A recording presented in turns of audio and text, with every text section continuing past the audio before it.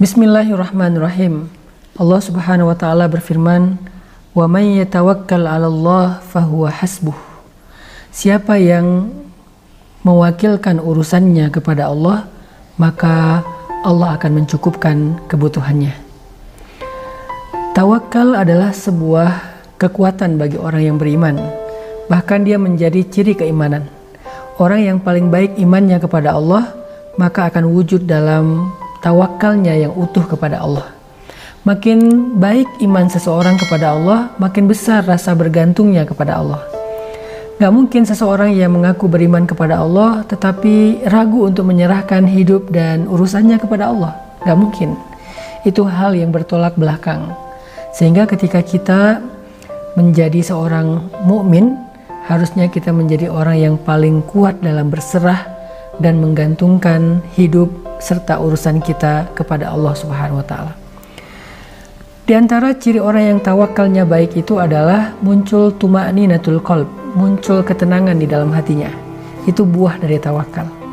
Jadi kalau kita rasanya selama ini sering khawatir, sering galau, sering ngerasa terusik, sering bingung, maka salah satu kunci untuk menghilangkan semua perasaan yang tidak nyaman itu adalah belajar tawakal, belajar tawakul, belajar berserah dan bergantung kepada Allah Subhanahu wa taala. Ketika dia menyerahkan urusannya, masalahnya kepada Allah, dia percaya Allah sebaik-baiknya akan mengurus masalah itu. Dia yakin Allah sebaik-baiknya akan menyelesaikan urusan itu.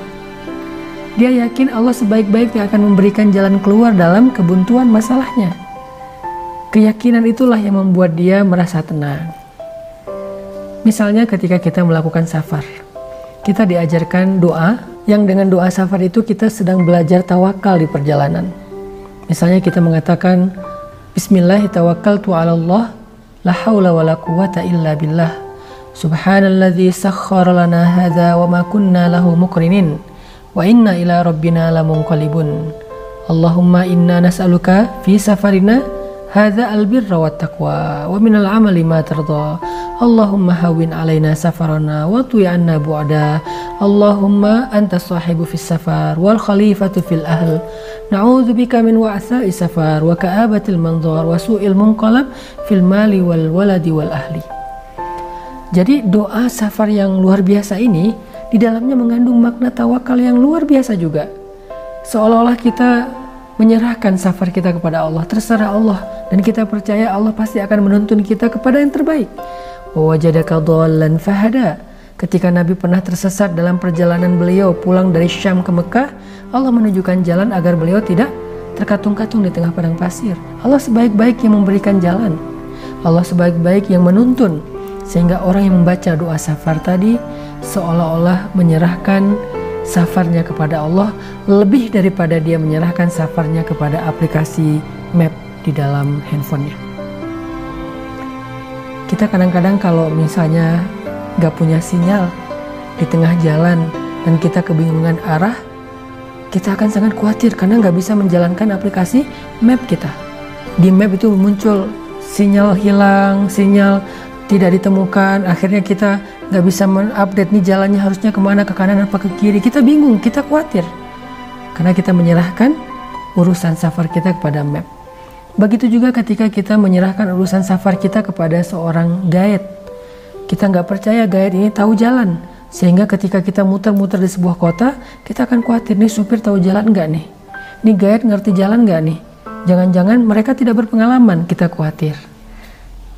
Atau kita merasa tenang ketika kita berjalan, kita punya sinyal, kita bisa menggunakan aplikasi map, kita tenang berjalan ketika kita tahu supirnya tahu jalan, kita tenang dalam perjalanan ketika kita tahu guide-nya mengerti daerah itu. Maka orang yang bertawakal kepada Allah dalam hidup akan lebih tenang daripada orang yang sedang safar ditemani oleh aplikasi map, ditemani oleh seorang guide yang handal berpengalaman, ditemani oleh seorang supir yang tahu jalan seluk-beluk daerah situ. Orang yang bertawakal lebih tenang daripada mereka. Makanya dalam doa safar kita sedang belajar tawakal. Ya Allah, saya serahkan safar saya kepadamu. Tuntun saya, jauhkan saya dari wa'sa'i safar, keburukan dalam safar. Watwi anna bu'dah, mudahkan perjalanan kami sampai kami bisa sampai ke tempat yang jauh dalam keadaan nyaman, mudah, seolah-olah dekat, gak kerasa udah sampai. Saya juga menyerahkan keluarga saya yang saya tinggalkan kepada Engkau ya Allah. Engkau sebaik-baik yang memelihara, mengurus, mencukupi keperluan mereka. Jangan biarkan saya pulang kepada keluarga saya dalam keadaan penuh dengan masalah, membawa beban, membawa kesedihan. Itulah doa tentang belajar tawakal ketika kita musafir. Masih banyak lagi doa-doa sehari-hari yang diajarkan Rasulullah SAW. Tujuannya adalah agar kita selalu menyerahkan hidup kita kepada Allah. Itu rahasia doa sehari-hari. Daily doa.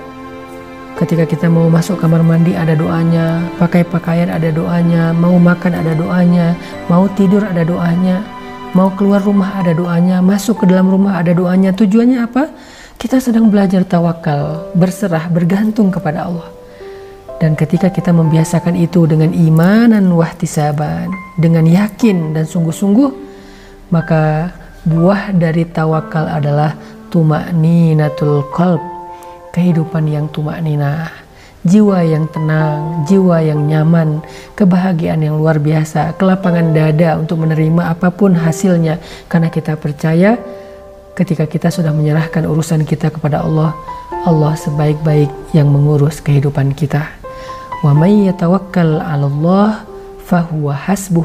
Siapa yang menyerahkan urusannya kepada Allah, Allah akan cukupkan segala kebutuhannya. Barakallahu fikum.